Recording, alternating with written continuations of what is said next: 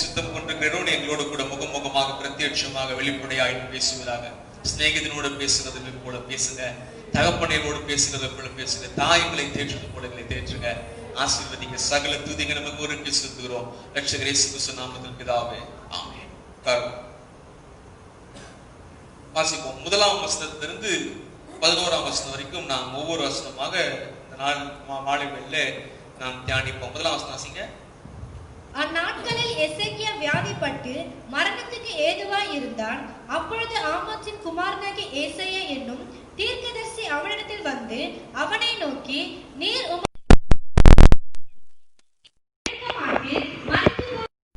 சொல்லுகிறார் என்றார். இங்கே வாசிக்கும் பொழுது எசேக்கியா வந்து இது 2 இடத்துல இந்த சம்பவம், 3 இடங்கள்ல இந்த சம்பவம் சொல்லப்படுறது. ஒன்று 2 ராஜாக்கள் 20ஆம் அதிகாரத்துல, இன்னொன்று 2 நாளாகும் 32ஆம் அதிகாரத்துல, அதுக்கப்புறமா ஏசாயாவினுடைய புஸ்தகம் 38ஆம் அதிகாரத்திலே இந்த ஒரு குறிப்பிட்ட காரியம் சொல்லப்பட்டிருக்குது. என்ன அப்படின்னு பாத்தீங்கன்னா,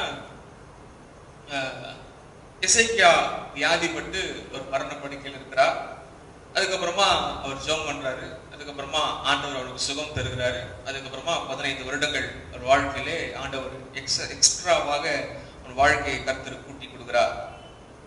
மாலை வேளையிலே இந்த காரியத்திலிருந்து நாம் கவனிக்க வேண்டிய காரியம் என்னவென்று சொன்னால், முதல் பகுதியிலே நாட்களில் எசேக்கியா வியாதிப்பட்டு மரணத்திற்கு ஏதுவாக இருந்தான். இஸ்ரவேலின் ராஜாவா இருக்கிறார். இவர் சமஸ்த இஸ்ரவேலுக்கும் ஆண்டவருடைய வார்த்தையின்படியாக அவர் அதிபதியாக, கமாண்டராக இருக்கிறார். அப்படிப்பட்டவருக்கு உடம்பு சரியில்லை. தேவனுடைய மந்தையை மேய்க்கிறவராக அல்லது தேவனுடைய மந்தைகளை நடத்துகிறவராக ஒரு முக்கியமான ஒரு போஸ்டிங்ல இருக்கக்கூடிய ஒரு தேவ மனிதனுக்கு அதுக்கு முன்பதாக அவர் வாழ்க்கையில கடந்த அதுக்கு முந்தின அதிகாரம்லாம் பார்த்தீங்கன்னா தேவனுக்காக அநேக பக்தி விருத்தியான பக்தி வைராக்கியமான காரியங்கள் எல்லாம் அவர் செய்கிறார். அப்படி செய்யும் பொழுது அநேக நல்லது நடக்குது. அசீரியர்களிலிருந்து இஸ்ரவேல் ஜனங்களை காப்பாற்றுகிறார், பஸ்கா பண்டிகையை கொன்றார், அநேக காரியங்களை அவர் தேவனுக்கு முன்பதாக, அதாவது ஆண்டோடைய வார்த்தையில சொன்னாக்கா, அவர் தன்னுடைய தாசனாகிய தாவீதை போலவே இவர் ஆண்டவருக்கு முன்பாக மன உத்துவமாய் நடக்கிற ஒரு மனிதன். அவருடைய வாழ்க்கையிலே அவன் வியாதிப்பட்டு மரணத்துக்கு ஏதுவாக இருந்தான். கீழே வாசிக்கும் பொழுது வாசித்து பார்ப்பீங்க, அதுல என்ன வியாதி அப்படின்னாக்கா, அவனுக்கு ஒரு பிளவு இருக்கும் அப்படின்னு சொல்லிட்டு நீங்க வாசிப்பீங்க. என்ன பிளவு அப்படின்னாக்கா, அதனுடைய எபிரேய பதத்துல அது என்ன அர்த்தம் கொடுக்குது அப்படின்னு பார்த்தீங்கன்னாக்கா, பாயில்ஸ், அதாவது கட்டி அப்படின்னு சொல்லி ஒரு அர்த்தம் இருக்குது. இன்னொரு அர்த்தம் டியூமர், அதாவது கேன்சர், புற்றுநோய் போன்ற அர்த்தம் கொடுக்கிறது. இன்னொன்று என்ன அர்த்தம் கொடுக்குதுனாக்கா, வெண் குஷ்டம் போன்ற பிளவை உண்டு பண்ணுகிற சரீரம் இருக்கக்கூடிய அங்கங்க இடங்கள கொப்புளங்கள் பிளந்து போயிருக்கிறதை சொல்லப்பட்டிருக்குது. ஆனால் எந்த வியாதின்னு சொல்லிட்டு எந்த இதுவுமே தெளிவாய் சொல்லவில்லை. ஆனால் ஒரு வியாதி, அந்த வியாதி எப்படிப்பட்ட வியாதி என்று சொன்னால் மரணத்திற்கு ஏதுவான வியாதி. அது மாத்திரம் மிக தெளிவா இருக்கிறது. மரணத்திற்கு ஏதுவான வியாதியிலே இந்த மனிதன் இருக்கிறான். ஆனால் கர்த்தருடைய தீர்க்கதரிசி கர்த்தர் உங்களை சுகப்படுத்த போறாரு, கர்த்தர் உங்களை பலப்படுத்த போறாரு. நீங்க இன்னும் என்ன சொல்ல போறது, இன்னும் இஸ்ரவேல் ஜனங்களை நீங்க அரசாட்சி செய்வீங்க அப்படின்னு சொல்லிட்டு ஒரு நல்ல வார்த்தையை சொல்லாதபடிக்கு இந்த ஆமோத்சின் குமாரனாகிய ஏசாயா என்னும் தீர்க்கதரிசி இடத்துல என்ன சொல்றாருனாக்கா, நீர் உமது வீட்டு காரியத்தை ஒழுங்குபடுத்தும், சரி பண்ணுங்க, உங்க வீட்டு காரியத்தை சரி பண்ணுங்க. நீங்க உங்க ஏதாவது உயில் ஏதாவது எழுதி வச்சிருந்தீங்கன்னா அதெல்லாம் சரி பண்ணுங்க. சொத்துலாம் பிள்ளைங்களுக்கு ஏதாவது மனாசை இருக்கிறாரு, அநேக பிள்ளைகள் இருப்பாங்க, மனைவி இருப்பாங்க, மறுமனையாண்டி இருப்பாங்க, அவங்களாம் என்ன பண்ணணும், சொத்துலாம் பிரிச்சு வச்சிருங்க. கரெக்டா பேங்க்ல ஏதாவது பாலிசி ஏதாவது போட்டு வச்சுன்னா, இன்சூரன்ஸ் ஏதாவது போட்டு வச்சுன்னா அதெல்லாம் கிளியர் பண்ணி நீங்க என்ன பண்ணுங்க, செட்டில் பண்ணுங்க. வீட்டு காரியத்தை ஒழுங்குபடுத்தும் சொல்லிட்டு சரி ஃபைன், வீட்டு காரியத்தை ஒழுங்குபடுத்துன்னு சொல்றாரு, நல்லதுதான். ஆனா அடுத்த பகுதியில பாத்தீங்கன்னாக்கா, நீர் பிழைக்க மாட்டீர். ஒரு தேவ மனிதனுடைய வாயிலிருந்து, ஒரு தீர்க்கதரிசியினுடைய வாயிலிருந்து வருகிற வார்த்தை என்னன்னா, நீ பிழைக்க மாட்ட. சரி, பிழைக்க மாட்டேன் அப்படின்றது கூட ஓரளவுக்கு அட்ஜஸ்ட் பண்ணிக்கலாம்னு வச்சுக்கோமே. அடுத்த வார்த்தை சொல்லுது, மரித்து போவீர், செத்து போயிடுவீங்க, மரித்து போவீங்க. அப்போ இங்கே இந்த சூழ்நிலை எதற்கு நேராக சொல்லப்பட்ட ஒரு சூழ்நிலை என்று சொன்னால், ஆங்கிலத்தில் சொல்ல வேண்டும் என்று சொன்னால் டெர்மினல் இல்னஸ் அப்படின்னு சொல்லுவாங்க. இந்த டெர்மினல் இல்னஸ்னாக்கா அந்த கேன்சர், எய்ட்ஸ் இது போன்ற வியாதிகள் டெர்மினல் இல்னஸ். என்னன்னாக்கா இதை சுகப்படுத்தவே முடியாது அப்படின்ற ஒரு கட்டம். இது இப்ப எல்லாம் பெருசா தான் கண்டுபிடிச்சிருக்காங்க. ஆனால் அந்த காலத்துல உள்ள சில வியாதிகளுக்கு வந்து சுகப்படுத்தவே முடியாது. இதுக்கு எந்த டாக்டர் கிட்டையும் மெடிசன் கிடையாது. ஏன்னா இவர் ஒரு ராஜாவா இருக்கிறார். ராஜாவுக்கு கூட அநேக வைத்தியர்கள் இருப்பாங்க. ராஜாவுடைய சுகத்தை, ராஜாவுடைய பலத்தை, ராஜாவுடைய சரீர வளர்ச்சியை, ராஜாவுடைய போஜனத்தை, ராஜாவுக்கு இருக்கக்கூடிய ஒவ்வொரு காரியத்தையும் பார்த்து பார்த்து செய்வதற்காக ஒருத்தங்க இருந்துட்டே இருப்பாங்க. நீங்க ஈஸியா புரிஞ்சுக்கணும்னாக்கா, இப்பொழுது நமக்கு இருக்கக்கூடிய பிரதம மந்திரியுடைய தாடியினுடைய சைஸ் இருக்கு பாத்தீங்களா? தாடியோட சைஸ், அவருடைய முடியினுடைய சைஸ், அவருடைய கோட், அவர் உள்ள போடுற புல்லட் ப்ரூஃப் ஜாக்கெட், அவர் வெளியே போடுற ட்ரெஸ், அவருடைய செருப்பு, அவருடைய டிக்கெட், அவருடைய வீசா, இதை எல்லாவற்றையும் பார்த்துக் கொள்வதற்காக ஒவ்வொருத்தர் இருப்பாங்க. அவர் தாடி தலையெல்லாம் பார்த்துக்கு ஒருத்தர் இருப்பாங்க, அவருக்கு மேக்கப் பண்றதுக்கு ஒருத்தர் இருப்பாங்க, அவர் ட்ரெஸ்ஸுக்கு போட்டு விடுறதுக்கு ஒருத்தர் இருப்பாங்க, அவருக்கு வந்து உடம்புல ஏதாவது பிரச்சனை வந்தா டாக்டர்ஸ் என்ன பண்ணணும் சொல்லிட்டு அந்த ஒவ்வொரு நிமிஷத்துலயும் அவருக்கு என்ன நடக்கும்னு தெரியாது. ஏன்னா வயசானவரா இருக்கிறதுனால. சோ அப்படி இருக்கும்போது நீங்க அப்படியே ராஜாவுடைய பார்வையில வைத்து பார்க்கின்ற சொன்னால் அநேக வைத்தியர்களால் இவன் கைவிடப்பட்டிருக்க கூடும். ஏன்னா அவனுடைய வியாதி மரணத்துக்கு ஏதுவா இருந்துச்சு. சொல்றாரு, நீ பிழைக்க மாட்டீர், நீ மரித்து போவீர். உன்னுடைய பிரச்சனைக்கு, உங்களுடைய வியாதிக்கு எந்த விதமான தீர்வுமே கிடையாது, நீங்க வந்து மரித்து போவீங்க அப்படின்னு சொல்லிட்டு அவர் சொல்றார்.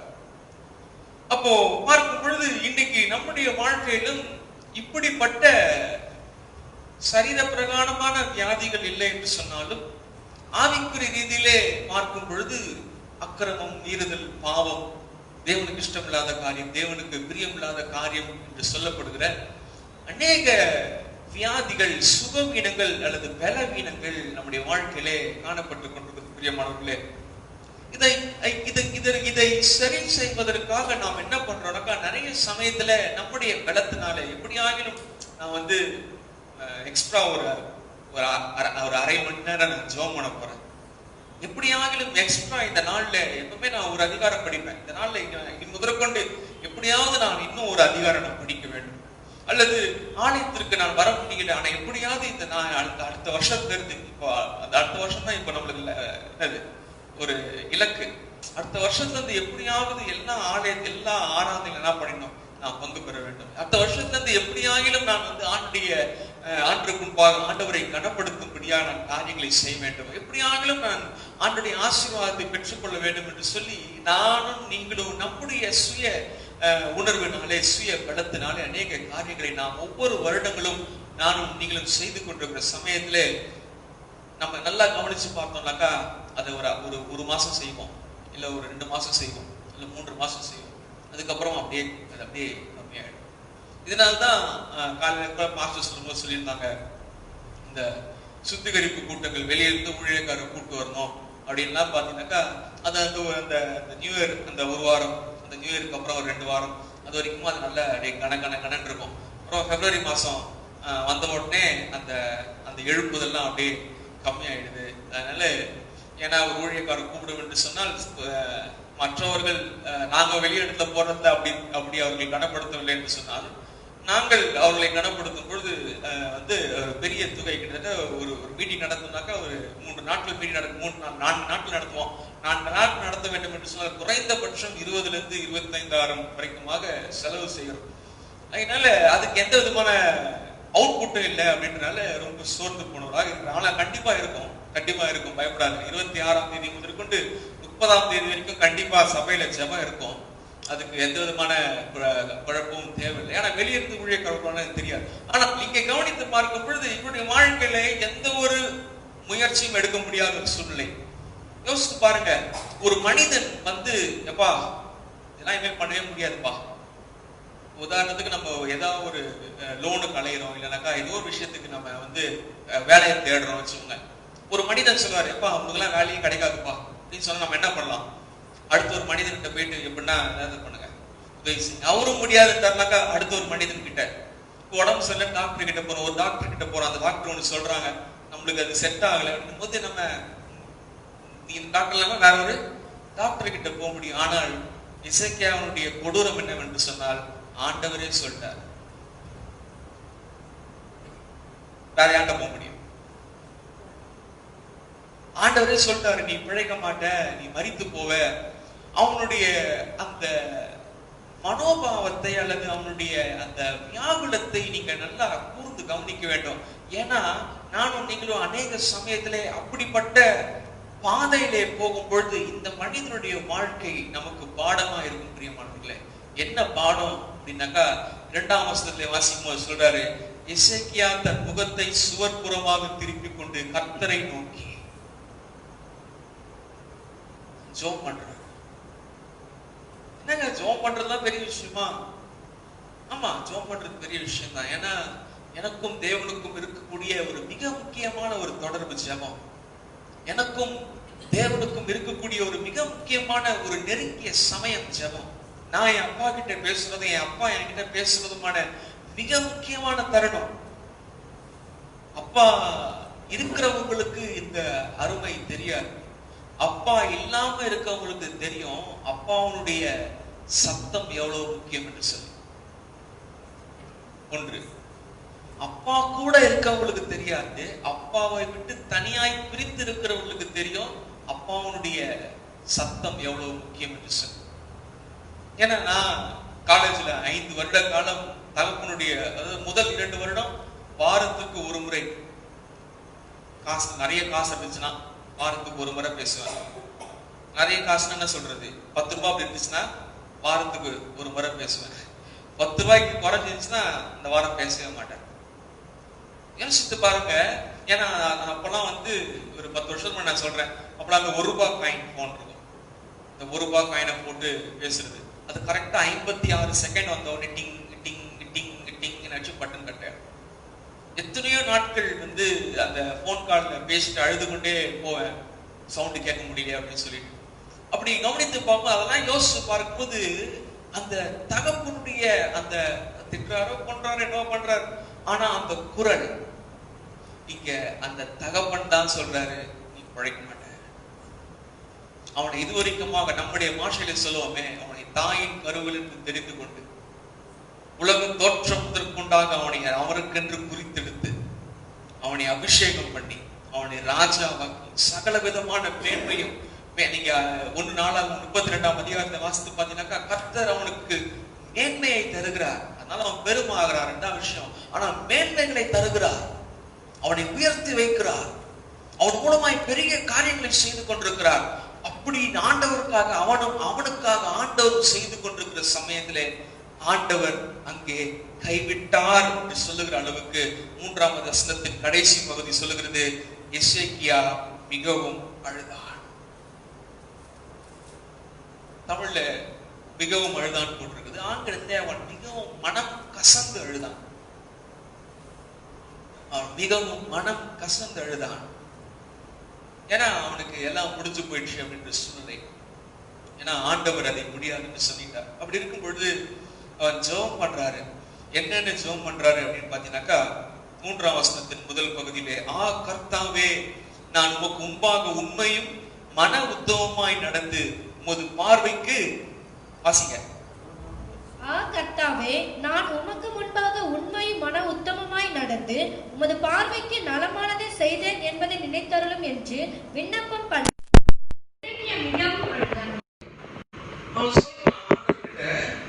நான் உமக்கு முன்பாக 3 காரியம், உண்மை, 2வது மன உத்தமம், 3வது உடைய பார்வைக்கு நலமானதை செய்தேன்.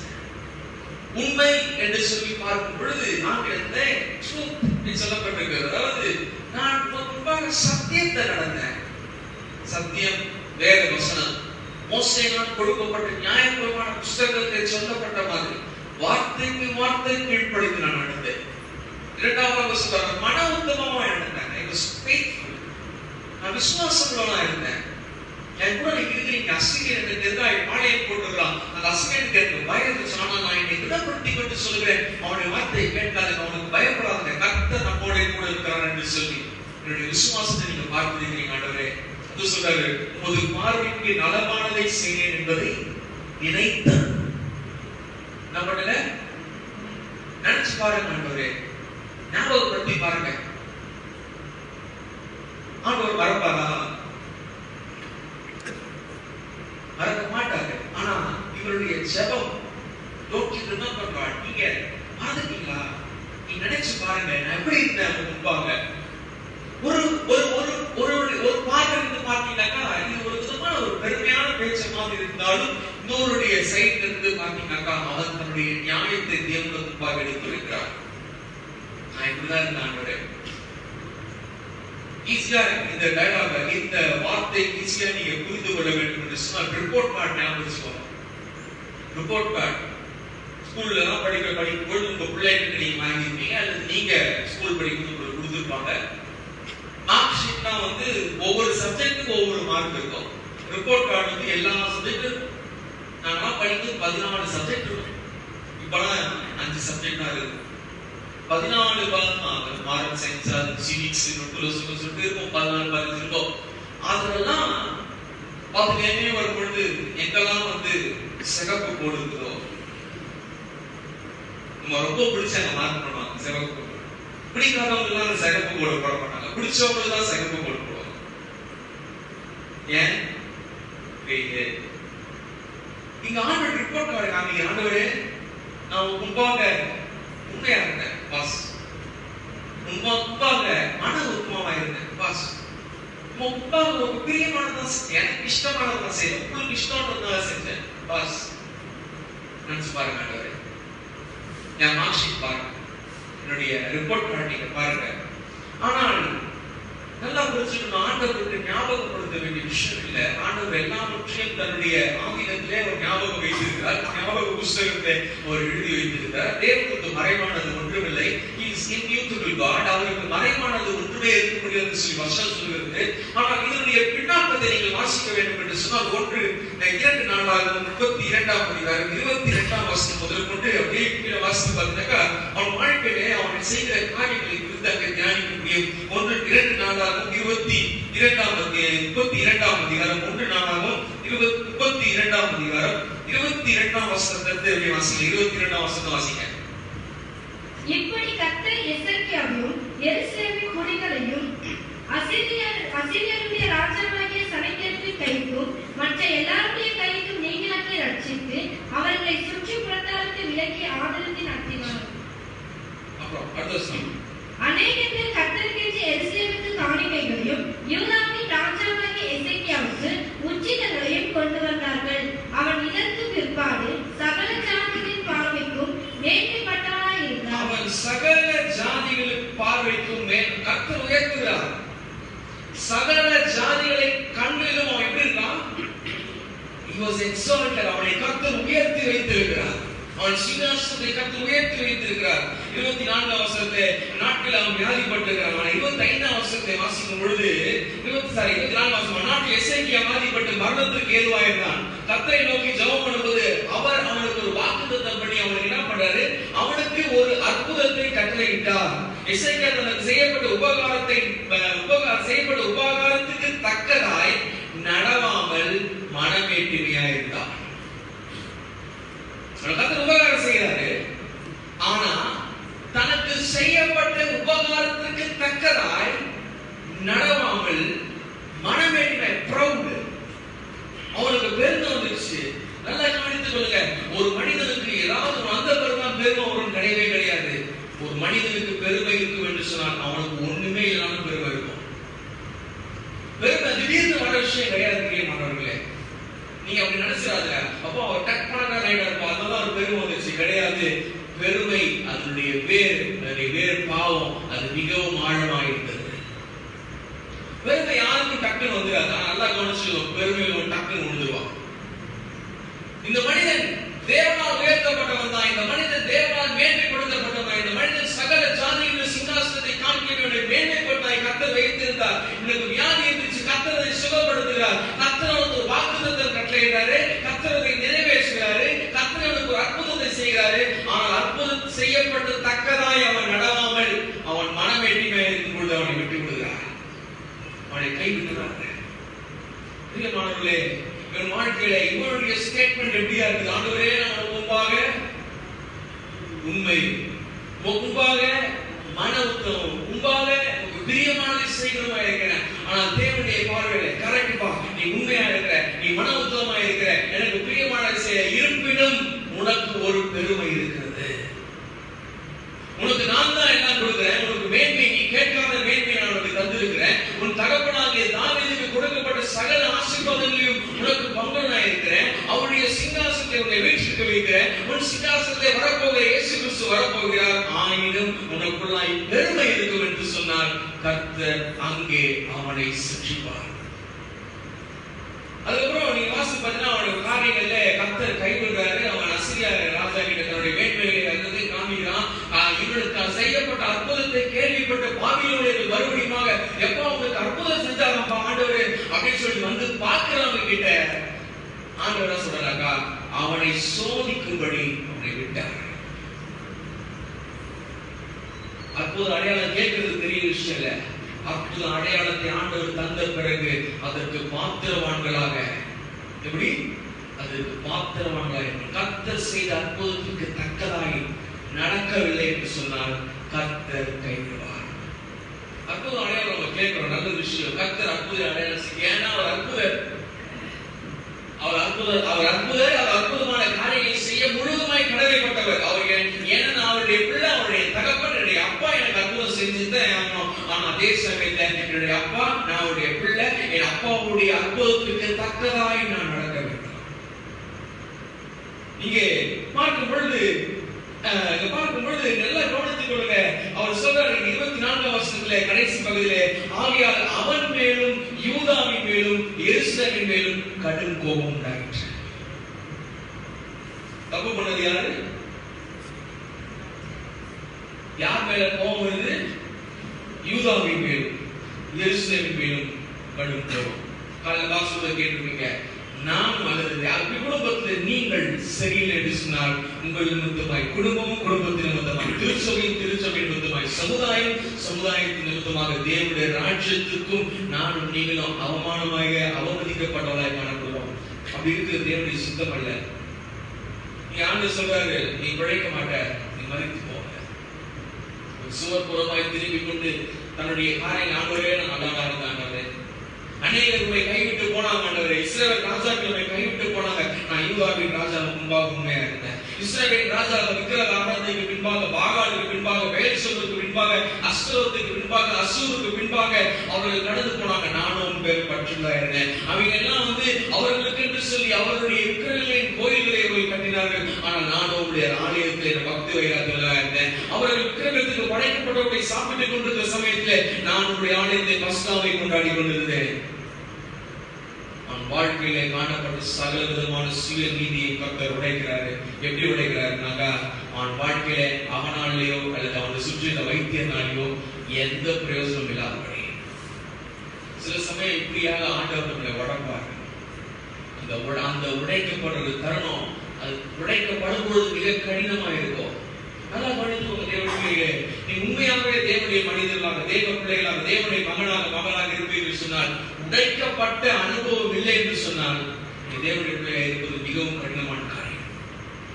ஆண்டவர் உடைக்கணும், என் கோபத்தை உடைக்கணும், என்னுடைய அவசர தன்மை ஆண்டவர் உடைக்கணும், என்னுடைய முன் கோபத்தை ஆண்டவர் உடைக்கணும், என்னுடைய வார்த்தை நான் எகத்தாளமா பேச ஆண்டவர் உடைக்கணும், என் அறிவு கேட்டாலும் யோக சுகம் இருந்தால் என் அறிவு கேட்டாதையும் என் புத்திக்கு பேரானதையும் எனக்கு தெரியாதையும் நான் நடப்பினேன், அது ஆண்டவர் உடைக்கணும். நீ கிறிஸ்தவர்கள் எல்லாம் பேசிட்டு எல்லாம் ஜாலியா இருக்கிறாங்க. பிரியமானவர்களே, மனுஷன் பேசும் எல்லாம் தீமையான வார்த்தைகளுக்கும் கணக்கு ஒப்பிக்கும்படியாக ஒரு நாடு இருக்கிறது. ஜாக்கிரதை. எசேக்கியாவின் வாழ்க்கையிலே பார்த்தீங்கன்னாக்கா, ஆனால் இதெல்லாம் ஒரு புறம் இருந்தாலும் அவன் வாழ்க்கையிலே ஒரு ஆவிக்குரிய நிலைத்தன்மை இருக்கிறது. ஒரு ஆவிக்குரிய நிலைத்தன்மை தான் கன்சிஸ்டன்சி சொல்லுவாங்க ஆங்கிலத்தில், ஸ்பிரிச்சுவல் கன்சிஸ்டன்சி, ஆவிக்குரிய நிலைத்தன்மை. இந்த நிலைத்தன்மை எப்படி புரிஞ்சு கொள்ளணும்னாக்கா, இப்போ first exam, first mid term டெஸ்ட்ல ஒரு மனிதன் மேத்ஸ்ல ரேங்க் வச்சுப்பான். ஒரு குழந்தை ஃபர்ஸ்ட் மிட் டர்ம் டெஸ்ட்ல ஒரு 20வது ரேங்க் எடுக்குது, ஓகேங்களா? செகண்ட் மிட் டர்ம் டெஸ்ட்ல 24ஆம் ரேங்க் எடுக்குது. தேர்ட் குவார்டர்லி எக்ஸாம்ல கன்சிஸ்டன்சி, அது நிலைத்தன்மை கிடையாது. அது வந்து தோல்வி நிலை போகிறது. கன்சிஸ்டன்சி அப்படின்னா என்னன்னாக்கா, ஒரு குழந்தை ஃபர்ஸ்ட் மிட்டர்ல 20வது ரேங்க் எடுக்குனாக்கா அடுத்த மிட்டர் டெஸ்ட் தன்னை தயார்படுத்திக் கொண்டு, தன்னை பக்குவப்படுத்திக் கொண்டு படித்து முன்னேறி அடுத்த மிட்டர் டெஸ்ட்ல குறைந்தது 12-15வது ரேங்க் எடுக்கணும். அடுத்த மிட்டர் டெஸ்ட்ல அந்த குழந்தை 5வது ரேங்க் கிட்ட வரணும். அடுத்த குவார்டர்லி எக்ஸாம்ல அந்த பிள்ளை முதல் 3 இடத்துல வரணும். அடுத்த மிட்டர் டெஸ்ட்ல அடுத்த ஹாஃப் இயர்லி எக்ஸாம்ல அந்த பிள்ளை ஃபர்ஸ்ட் ரேங்க் வரணும். அதான் கன்சிஸ்டன்சி. இந்த ஆவிக்குரிய இவர் சொல்றாரு, ஆமா ஆண்டவரே எனக்குள்ளாக பெருமை இருந்துச்சு, ஆமா ஆண்டவரே நான் தப்பு பண்ணேன், ஆமா ஆண்டவரே எனக்குள்ளாக என்னுடைய சுய நீதியை நீ தலை தூக்கி இருந்துச்சு, ஆனா இருந்தாலும் நான் மனோத்தமா நடக்க முயற்சித்தேன். இன்னைக்கு நிறைய பேர் என்ன பண்றோம், ஐயோ பயந்துறது ரொம்ப கஷ்டங்க. அதெல்லாம் வந்து அநேக ஊழியக்காரர்கள் வந்து ஊழியக்காரர்கள் அநேக போதனைகள் எப்படியா இருக்கிறது பார்த்தாங்க, ஒரு பேலன்ஸ் இல்லாம போயிடுச்சு. ஒண்ணி ஆசீர்வாதம், வெறும் ஆசீர்வாதம், இல்லைனாக்கா வெறும் சட்டம். இயேசு கிறிஸ்து இரண்டுக்கும் மத்தியஸ்தரா, கலாக்கரில் வாசித்து பார்த்தவங்க, இரண்டுக்கும் மத்தியஸ்தரா இருந்து நியாயப்பிரமாணத்தின் நிறைவேறுதலாக, நியாயப்பிரமாணத்தின் சாபத்தை நீக்கும்படியாக அவர் நமக்காய் சாபமானார். எதுக்கு? நான் அவரை பின்பற்றி போவேன். அப்போதான் இந்த ஆசீர்வாதமும் இருக்கும், நியாயப்பிரமாணமான பேலன்ஸ் இருக்கும். இன்னைக்கு எல்லா நியாயப்பிரமாணம் பண்ணா அப்படியே இருக்கக்கூடாது, எல்லா ஆசீர்வாதமும் அப்படியே இருக்காது. இந்த நிலைத்தன்மை மிக முக்கியம். இந்த மனிதனுடைய வாழ்க்கையில அவனுடைய ரிப்போர்ட் கார்டுல ஆண்டவர் பார்க்கும் பொழுது அவனுடைய ரிப்போர்ட் கார்டு தான் என்ன சொல்லுங்க, ரிப்போர்ட் கார்டு தெரியுங்க. அவன் ரிப்போர்ட் கார்டுல ஆண்டவர் பார்க்கறப்போ உங்களை நீ 100 மார்க் எடுக்க எல்லாத்தையும், ஆனா என்ன பண்ணிருக்க, நான் உனக்கு வைத்த முதல் சோதனையில 30 மார்க் எடுத்து பாஸ் ஆயிருக்கேன், அடுத்த சோதனையில 40 மார்க் எடுத்துக்கிறேன். கொஞ்சம் கொஞ்சமா வாழ்க்கையில எனக்கு பிரியமானதை செய்ய கற்றுக்கொண்டிருக்கிறார். அவன் ஜெபம் பண்றான், ஆண்டவரே முன்பாக பார்வைக்கு நலமானதை நான் செஞ்சேன் என்று சொல்லி விண்ணப்பம் பண்ணான். அவன் மிகவும் அழுதான். எசேக்கியா மிகவும் அழுதான். அவனுக்கு புரிஞ்சிச்சு இந்த நிலைமையிலிருந்து ஆண்டவர் தான் சொன்னாரு நீ உயிரோடு இருக்க மாட்டேன்னு சொல்லிட்டு. அப்போ யார் சொன்னாங்களோ அவங்க கிட்டே போயிடுவோம். நம்முடைய ஆவிக்குரிய வளர்ச்சியில் அப்படியே இருக்கிறோமா? ஆண்டவர் தான் ஒரு காரியம் திரும்பி ஆண்டவர் போறோமா? இல்ல. அதை நாம் எப்படி செய்வோம் என்று நம்ம யோசிக்கிறோம். இல்ல, தெய்வீகமான காரியங்களை தெய்வீக தேவ பலன் இல்லாமல் செய்து முடிக்க முடியாது. தெய்வீக தேவ சித்தத்தை தேவ பலம் இல்லாமல் செய்து முடிக்க முடியாது. தேவ சித்தத்தை தேவ ஞானம் இல்லாமல் செய்து முடிக்க முடியாது. தேவ சித்தத்தை தேவனுடைய பரிசுத்த ஆவியுடைய பலம் இல்லாமல் செய்து முடிக்க முடியாது. நீங்க ஆண்டவர் காலை வேளை ஆண்டவர் பேசியிருப்பாரு இல்லக்கா, நீங்க ஒவ்வொரு பிரசங்களையும் நீங்க வேத வாசிக்கும் ஜெபம் பண்றது கர்த்தர் பேசுறாரு. ஆனா உங்களை ஒரு காரியத்தை செய்யன்னு சொல்றாரு, நீங்க என்ன பண்ணீங்க, நான் செய்யணும் பாக்குறீங்க கிடையாது. அது ஆண்டவர் தான் உங்களை செய்ய வைக்க முடியும். ஆண்டவருடைய பலத்தை நாட வேண்டாம். நீங்க நிறைய பேர் நம்ம என்ன பண்றோம்னாக்கா, ஆண்டவர் மேலே சார்ந்து கொள்ளாமல் நம்முடைய சுயத்தை நாம் சார்ந்து கொள்கிறோம். உதாரணத்துக்கு நான் சொல்றேன், இப்ப நான் நிக்கிறேன்ல, நான் எதை சார்ந்து நிக்கிறேன்? என் கால்களை சார்ந்து. அவங்க சேர்ல உட்காந்துருக்காங்க, எதை சார்ந்து சேர்ல உட்கார்றாங்க? அந்த கால், சேரோட கால், அவங்க கால் கிடையாது. நான் நீங்களும் என்னைக்கு இயேசு கிறிஸ்துவோட வாழ்க்கையில வந்துட்டாரோ, என்னைக்கு அவர் நம்ம வாழ்க்கையில வருவார். எபேசியர் 2ஆம் அதிகாரம் 6ஆம் வசனப்படி அவர் நம்மை உன்னதங்களில் உட்கார வைத்திருக்கிறார். எப்படி? அவர் கூட உட்கார வச்சிருக்கிறார். எதுக்கு? அவர் மேல சார்ந்து உட்கார. நான் ட்ரை பண்ணி என்னுடைய கிரியினால என்ன அப்படியே எதுவுமே இல்லம்மா. நீங்க சோதனை பண்ணுங்க, நீங்க ஜெபம் பண்ணுங்க, விண்ணப்பம் பண்ணுங்க, அழ முடியுமா அழுங்க, கர்த்தர் காரியத்தை செய்வார். இன்னைக்கு நமக்கு அழுக எப்போ வருதுனாக்கா, ரொம்ப பெரிய பிரச்சனை, இதுக்கு மேல என்னால எதுவுமே பண்ண முடியாதுன்னு போது அழுது இல்ல. அழுகை, கண்ணீரை இன்வெஸ்ட் பண்ணுங்க. எதுக்குன்னே தெரியாம அழுங்க. ஏன் அழுகிறோம் புரியாமலே அழுங்க. ஏன்னா கண்ணீரை எல்லாத்தையும் எங்க அடைஞ்சிருக்கிறான் அவரு? நாளைக்கு எனக்கு என்ன பிரச்சனை வரும் பொழுது என்னால ஜெபம் பண்ண முடியாத ஒரு சூழ்நிலை வரும் என்று சொன்னாலும் ஆண்டவருக்கு முன்பாக நான் முன்னாடி டெபாசிட் பண்ண காசு அங்க இருக்குது. என்னது? என் கண்ணீர் இருக்குது. அதை பார்த்து நான் ஜெயிக்கிறதுக்கு முன்னே அவர் எனக்காக காரியத்தை செய்வார்.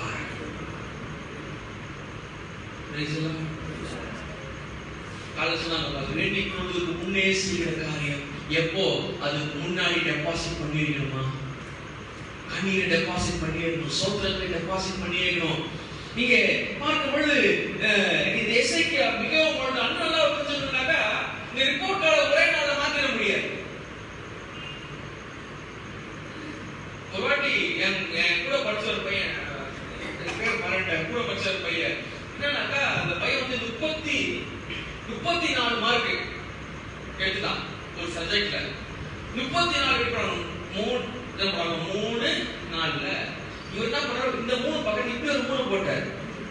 என்னாச்சு? 84 ஆயிடுச்சு. 84 போட்டு இது இந்த கலர் பென், ரெட் கலர்ல கிரையான்ஸ் மாதிரி ஒரு பென் இருக்கும். 84 போட்டு வீட்டுல போய் அப்பா கிட்ட சைன் வாங்கி கொடுத்தாரு. 34 மார்க்பா. ஸ்கூலுக்கு வந்த உடனே அதை அழிச்சு எடுத்தாரு. திருப்பி 34 ஃபெயில். 34 ஆயிடுச்சு. உங்க அப்பா இது எப்படா இந்த மாதிரி எழுத போட்டாரு. போன் பண்ணி கூப்பிட்டு அவங்க அப்பாவுக்கு போன் பண்ணி கூப்பிட்டாங்க. வந்தாங்க. அது கல்ல சிக்னேச்சர் அப்பா சைனு. யோசிச்சு பாருங்க, ஒரே நாள்ல ரிப்போர்ட் கார்டெல்லாம் மாத்தி ஒரே நாள் 100 நாள் அடிக்க முடியாதுமா. ஒரே நாள் 100 மார்க் எடுக்கவே முடியாது. கொஞ்சம் கொஞ்சமா எடுக்கும். நம்மளாம் அந்த மாதிரி தான். நம்மளாம் அப்படியே படிச்சு உடனே அப்படியே மண்டெல்லாம் அப்படியே ஏற்றிட்டு அப்படியே உடனே போய் 100 மார்க் கிடையாது. சொல்லி கொடுக்குறாங்க. எங்க காலத்துல இந்த காலம் இருக்குது. சொல்லி கொடுக்குறாங்க. என்ன பண்ணல, டீச்சர் கிளாஸ்ல டீச் பண்ணும்போதே அவனும் கேட்க யாரும் கேட்கறது இல்லை. அது வேற மேட்ரு. ஆனா கீழ்ப்படிவோம் என்று சொன்னார். இங்கே பார்க்கும் பொழுது சொல்றாரு, நான் முன்பாக மானவத்துவமாக நலமானதை செஞ்சான், உண்மையான இருந்தானவரே எனக்கு இறக்கம் காண்பீங்க, எனக்கு கிருபையை காண்பீங்க. எனக்கு இதுக்கு நீங்க கொடுத்த மேன் நான் என் உயிரை காப்பாற்ற போறது இல்லை. இது வரைக்கும் எனக்கு கொடுத்த செல்வம் பணமும் எந்த பிரோஜனமும் எனக்கு உயிர் எனக்கு கிடையாது. ஆனா நீங்க ஒரு வார்த்தை சொன்னீங்கன்னா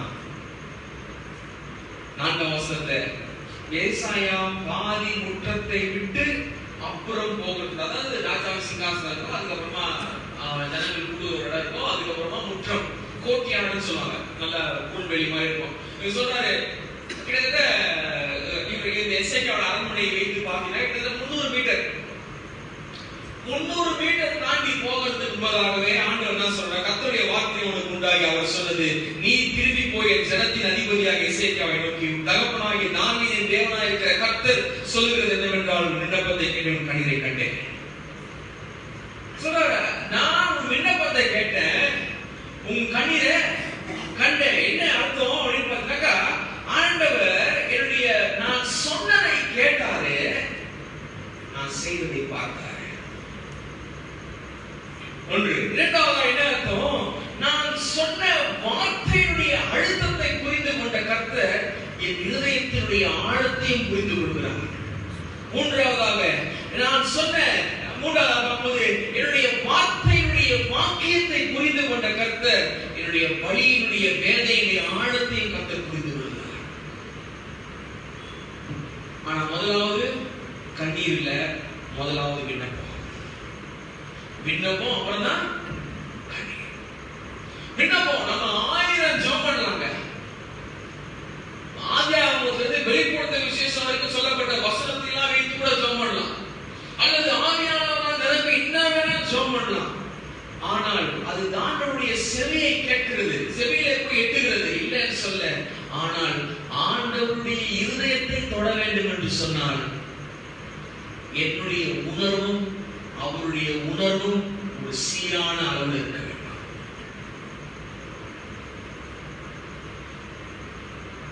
உதாரணத்துக்கு உங்ககிட்ட யாரோ ஒருத்தர் வந்து அவங்களுடைய சோக கதையை சொல்றாங்க. ஒன்று ஒரு சில ரியாக்ஷன்ஸ் இருக்கும். ஒரு ரியாக்ஷன் நமக்கு வராதா அப்படின்னு ஒரு ரியாக்ஷன் இருக்கும். இன்னொரு ரியாக்ஷன் எப்படிப்பட்டதுனாக்கா பாவம் அப்படி ஒரு ரியாக்ஷன் இருக்கும். இன்னொரு ரியாக்ஷன் இருக்கு. அவரோட கூட சேர்ந்து அவங்க சொல்லும் போதே நம்ம கண்ணீரும் நானும் நீங்களும் ஜெபம் பண்ணும்போது ஆண்டவரே ஒரு பிரச்சனை அப்படின்னு சொல்லும்போது அது எப்போ ஆண்டவருடைய இருதயத்தை ஆண்டுனாக்கா நான் உண்மையா போய் என் கண்ணீரை செஞ்சு அப்பாறு போய் விடுற பாத்தீங்களா அன்னைக்கு தேவன் விண்ணப்பத்தை எங்கள் கண்ணீர் கேட்டு காண்கிறார்.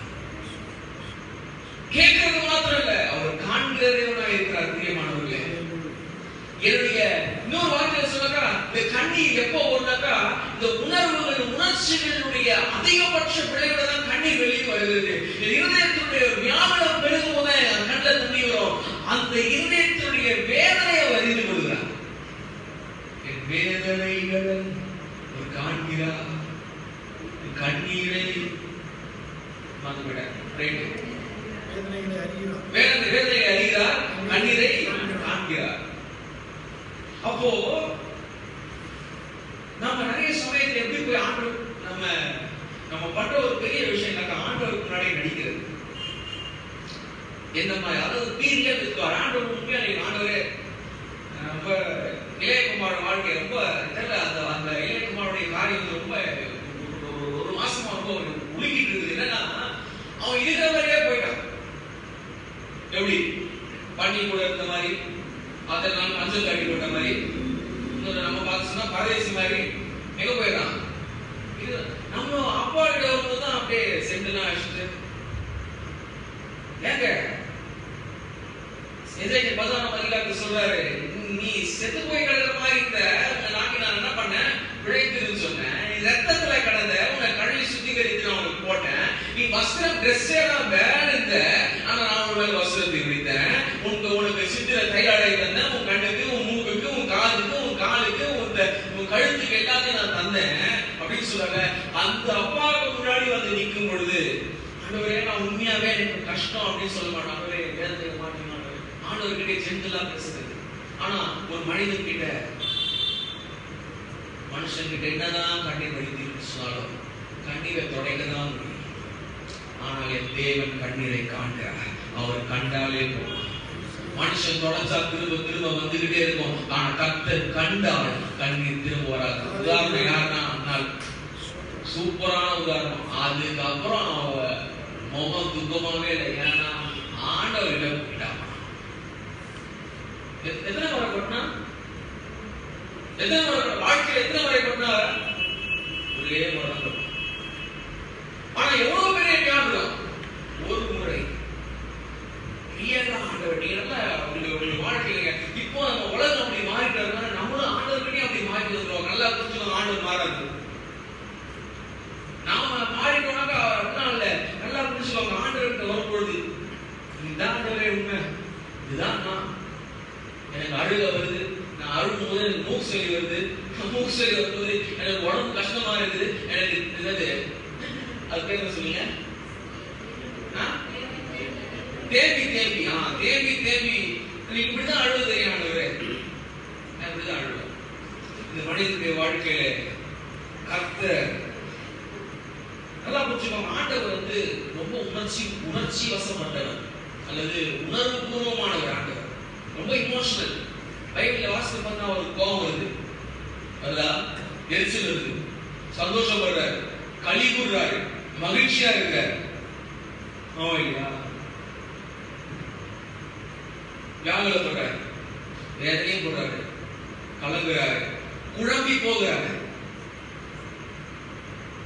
மீகால பாத்தீங்கன்னாக்கா அந்த இஸ்ரவேல் பண்ற பாவத்தெல்லாம் கண்டு சொல்றாரு, எப்பா இவங்க பண்ற பாவத்தை நம்ம உண்மை என் இருதயம் எனக்குள்ளாய் குழம்பி போகுதுன்றாரு. இவங்க நம்மளால முடியலப்பா, தெரியாம இவங்கள போய் தெரிந்து கொண்டேன். நான் வேற யாராவது தெரிந்து கொண்டா நல்லா இருக்கும். இவங்களே தெரிந்து கொண்டு நமக்கு திடீர்னு நல்லவர் தான், திடீர்னு பார்த்தா பொல்லாதவன்றான், திடீர்னு பார்த்தா ஆண்டவரே ஆண்டவரே, திடீர்னு பார்த்தா ஆண்டவரான யாரும் இப்படி போயிடறான். அப்படி சொன்னா குழம்பி போறாரு. அவர் வந்து சந்தோஷப்படுறார், அவர் இன்பமாகிறார், அவர் அன்பா இருக்கிறார். இதான் ஒரு உணர்ச்சி வெளிப்பாடு.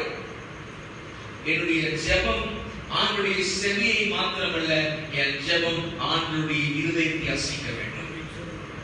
அப்படி ஜெபம் பண்ணணும். அப்படி ஜெபம் பண்ணனாக்கா 300 மீட்டர் போறதுல கர்த்தர் பதில். நம்முடைய ஜெபம் கேட்கப்பட வேண்டும் என்று சொன்னால் என் ஜெபம் என் இருதயத்தில் இருக்கிறது ஆண்டவர் இருதயத்துக்கு தெரியும். ஒரு கணவனுடைய இதயத்துக்கு ஒரு மனைவிக்கு தெரியணும்னாக்கா எத்தனையோ வருஷங்கள் ஆகலாம். ஒரு மனைவியோட இதயத்துக்கு கணவனுக்கு தெரியணும்னாக்கா எத்தனையோ வருஷங்கள் ஆகலாம். ஒரு பிள்ளையோட இதயத்தை அப்பா அம்மா புரிஞ்சுக்கணும், அதுக்கு எத்தனையோ வருஷம் ஆகுது. ஒரு அப்பா அம்மா இருக்க பிள்ளை புரிஞ்சுக்கணும் எத்தனையோ வருஷங்கள் ஆகுது. ஆனா நல்லா புரிஞ்சுக்கோங்க, இந்த இதயத்தை படைத்த அவர் இந்த இதயத்தை நன்னா புரிஞ்சுப்பாரு. ஏன்னா எபிரேயர் 4ஆம் அதிகாரம் 15-16ல Hebrews chapter 4 verse 15 and 16 எபிரேயர் 4ஆம் அதிகாரம் 15-16ல அப்போஸ்தலன் பவுல் சொல்றாரு, நம்முடைய பலவீனங்களை குறித்து பரிதபிக்க கூடாத பிரதான ஆசாரியர் நமக்கு எல்லா விதத்திலும் நம்மை போல சோதிக்கப்பட்டு பாவம் இல்லாத இருக்கிற பிரதான ஆசாரியர் நமக்கு இருக்கிறார். நம்ம போல கஷ்டப்படுறது, நம்மளை போல பாடுபடுறது, நம்மை போல அதெல்லாம் ஏதாவது அப்படின்னு இல்ல. நம்மை போல நம்மோடு கூட வந்து நமக்காய் நம்ம கஷ்டப்படுவது அவர் கஷ்டப்படும், நம்ம எழுதப்படுவது அவர் எழுதப்படும், குத்தம் அவர் குத்தப்பட்டு அப்படிப்பட்ட தேவன் நமக்கு இருக்கிறார்.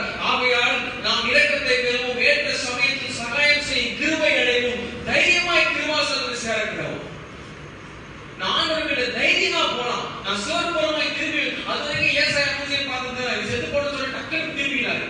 எங்க சுவர்புறமாய் திரும்பிட்டு அழுதாரு அழுதாரு அழுதாரு அழுது அழுத 300 மீட்டர் போனவங்களுக்கு திரும்ப வாக்கு திரும்பி வந்தாரு. நிலப்பத்தை கேட்டு உன்னை கண்ணீரை கண்டு உன்னை குணமாக்குவேன், 3ஆம் நாளைக்கு போவேன். சோ ஆண்டவர் வந்து வெறும் நான் சொல்றதை கேட்கணும் மாத்திரம் இல்ல, ஆண்டவர் நான் உணர்கிற பிரகாரமாக அவர் உணர்வார். நான் எப்படி ஃபீல் பண்றேன், உதாரணத்துக்கு நமக்கு ஒரு தலைவலி இருக்கு, இந்த தலைவலி எப்படி நம்ம உணர்கிறோம் ஈஸியா புரிஞ்சுக்கலாம். சொல்றீங்க என்னதான் நீங்க வந்து அடுத்தவங்க கிட்ட எனக்கு செம்மையா தலைவலிக்குது என்ன சொல்லி பாருங்க, வெள்ளக்கவே வரல. வயிறு வலி, அது எப்படி வயிறு வலி வந்தாதான் தெரியும். அது யாருக்குமே புரியாது. வயிறு வலி, தலைவலி, ஏதாவது வலி, கண்ணு வலி, காது வலி, மூக்கு வலி, வாய் வலி, வாய் நாள் வலி வரும். அது பேசுமே இல்ல, அது வலிக்காது. மத்த இதெல்லாம் வலிக்கும், கை வலி, மூட்டு வலி, இந்த வலி, அப்புறம் இடுப்பு வலி, இதெல்லாம் மட்டும் புரியவே புரியாது. ஆனால் என் வேதனை அறிகிற கர்த்தர் இருக்கிறார், அவருக்கு தெரியும் எப்படி வலிக்கும்னு சொல்லி. தலைவலினா எப்படின்னு அவருக்கு தெரியும். நான் இது வந்து ரொம்ப அப்படி பெருதுபடுத்தி சொல்லல, உண்மையை நிதர்சனமான உண்மையை சொல்றேன். ஏன்னா உள்ள திரிகளை அவர் ஆராய்ந்து அறிகிறவராக இருக்கிறார். சோ பாத்தீங்கன்னாக்கா தைரியமா போன ஆண்டவர் கிட்ட கர்த்தர் இப்படிதான் இருக்கிறாரு, நீங்க சொல்லிட்டீங்க அவ்வளவுதான், ஒண்ணுமே இல்லை. இந்த பிரச்சனை ஈடுபடுறதுக்கு மனுஷன் போன எந்த மனுஷன் உதவி செய்ய மாட்டாங்க, நீங்க இருக்கிறீங்க, நீங்க வந்து ஏதாவது ஹெல்ப் பண்ணுங்க அப்படின்னு சொல்லும்போது சொல்றாரு, இதோ நான் உன்னை குணமாக்குவேன்.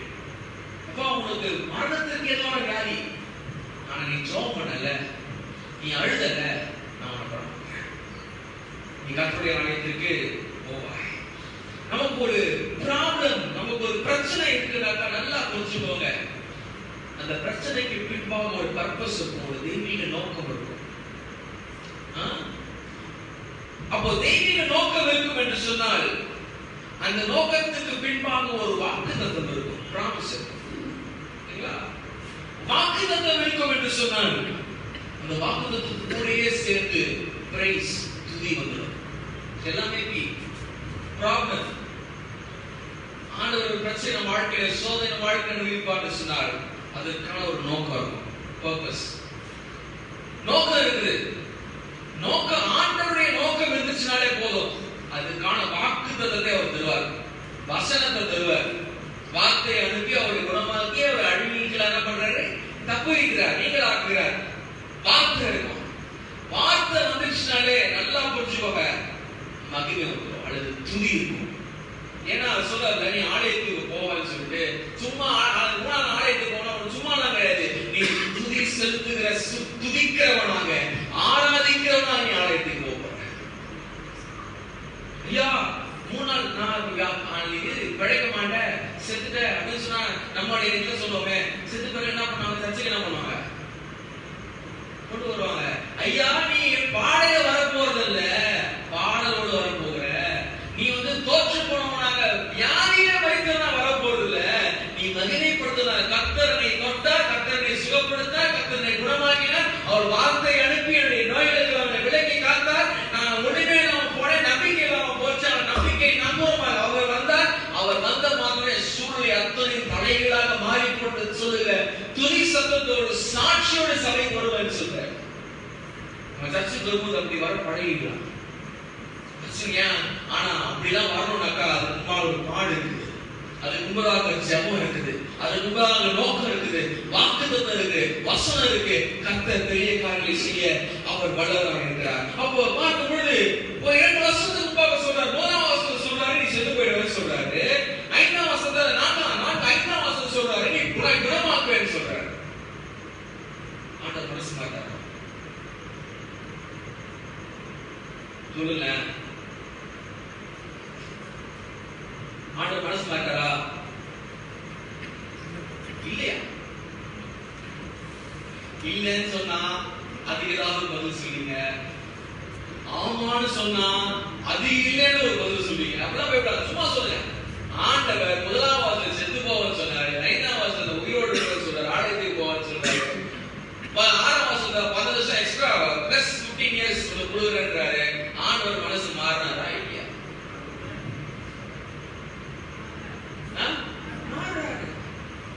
ஆனா வசனம் சொல்றது மணிக்கிழமை 3ஆம் அதிகாரம் 6ஆம் வசனம் சொல்றது நான் கர்த்தர் நான் மாறாதவர். 13:8 எபிரேயர் சொல்லுது இயேசு கிறிஸ்து நேற்றும் இன்றும் என்றும். நல்லா புரிஞ்சுக்கணும், அவருடைய குணம் இங்க மாறல, அவருடைய கிரியை இங்க மாறல. மோசே சொல்றாரு நவுந்து போ. ஆண்டவர் சொல்றாரு என்னமனே இங்க வா. ஆபிரகாம் சொல்லப்பட்ட வார்த்தை எவ்வளவு பெரிய வார்த்தை. ஒன்ன கொண்டு ஒரு ஜாதியை உருவாக்கி ஒன்ன கொண்டு ஒரு தேசத்தை உருவாக்குறாரு. நவுந்து வர வேண்டியது வரல இல்ல. நீங்க வெளியே அவங்க இஸ்ரேல் அஷ்டினா உங்க பேர் என்ன ஆகுது? நீங்க போய் இப்போ யோசிச்சு பாருங்க, யாரா வந்து உங்களுக்கு தெரிஞ்சவங்க கணவரோ மனைவியோ நீங்க போய் கோவப்படலாமா? நீங்க கோவமே பட மாட்டேன்னு நினைச்சீங்கன்னா உடனே போய் கோவம் போயிடுவாங்க. சில பேர் சொல்றாருங்க, ரொம்ப வித்தியாசமாயிடும். கொஞ்சம் பேர் அப்படிதான் நீங்க போய் பண்ணி எதிர்பார்க்க அப்படிலாம் இல்லைங்க, சிரிச்சிருவாங்க. ஆனா நீங்க போய் பண்ணலாம், நீங்க இறக்கம் திருப்ப எவ்வளவு பேர் ஆள் நீங்க எல்லாம் பண்ண அப்படி நாங்களாம் சின்ன பசங்க தப்பு பண்ணுவாங்க. ஆண்டு பணம் பாருங்க. ஆபிரகாம் கால ஜெபம் பண்ணும்போது சொன்னாங்க 50 45 40 30 20 10 5 20 ஆண்டவர் என்ன பண்றாரு? அடிக்க மாட்டாங்க. இயேசு கிறிஸ்து நமக்காக ஜெபம் பண்ணுகிறாரு.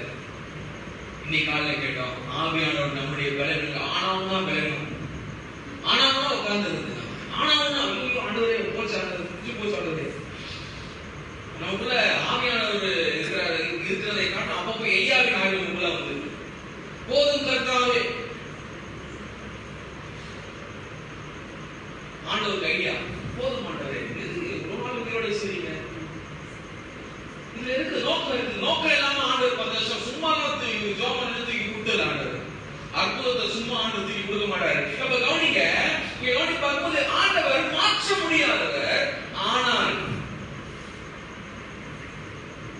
என்னுடைய ஜெபம், என்னுடைய உண்மையான இருதயம், அவனுடைய கேரக்டர், அவருடைய கிருபையை மாற்றாத, அவருடைய ஒழுக்கத்தை மாற்றாத, அவருடைய கோபத்தை மாற்றாத, அவருடைய நீதியை மாற்றாது, எல்லாமே அப்படிதான் இருக்கும். ஆனால் எனக்காக அவர் இருப்பார். என் பிள்ளைன்னு சொல்றேன். ஏன்? அதாவது எப்படின்னா, நான் மாறினால் அவர் எனக்காக இது பெரிய தியாலஜிக்கல் கான்ஃபிளிக்ட்ஸ் எல்லாம், இது பெரிய இறையியல் சம்பந்தமான ஒரு குழப்பம். இன்னைக்கும் 2 கூட்டம் சண்டை போட்டது ஆண்டவர் மாற மாட்டார். நல்லா புரிஞ்சுக்கோங்க, ஒரு பேலன்ஸ் தான் இதுல கூட. ஆண்டவர் எங்க மாறணுமோ அங்க மாறுவாரு, எங்க மாறக்கூடாது மாற மாட்டாரு. எங்க மாறணுமோ அவர் மாறுவாரு, எங்க மாறக்கூடாது மாற மாட்டாரு. அவர் மாறு சொல்றதுக்கோ மாறமானா சொல்றதுக்கோ நாம யாரும் கிடையாது. ஆனால் ஒன்று மாற்றம் புரிந்து கொள்ளுங்க, அவர் இரக்கம் கிருபை உள்ளவர், நீதியும் தயவு உள்ளவர். நான் உண்மையா இருக்கும் என்று சொன்னார். என்னுடைய கண்ணீர் உண்மையா இருக்கும் என்று சொன்னார். ஒரு டூப்ளிகேட் கண்ணீர் இருக்கு, டூப்ளிகேட் கண்ணீர் இருக்குது. கிளிசரின் போட்டு வர கண்ணீர், இன்னொரு கண்ணீர் சொல்லுவாங்க கீழி கண்ணீரா, நீலி கண்ணீர், முதல கண்ணீர் இல்லம்மா, உண்மையா வர கண்ணீர்.